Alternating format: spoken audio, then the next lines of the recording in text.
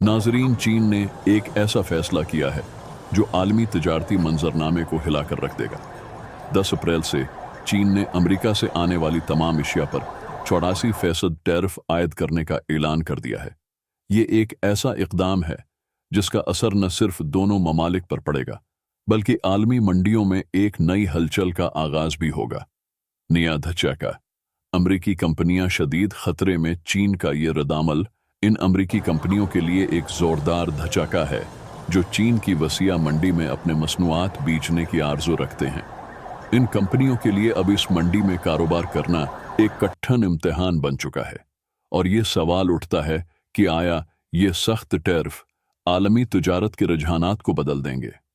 मंडियों में बेचीनी का आगाज ये फैसले चीन और अमेरिका के दरमियान जारी तिजारती जंग की शिद्दत को मजीद बढ़ा सकते हैं। जैसे ही 10 अप्रैल का दिन करीब आता है, आलमी मंडियां इस शदीद फैसले के असरात के लिए तैयार हैं।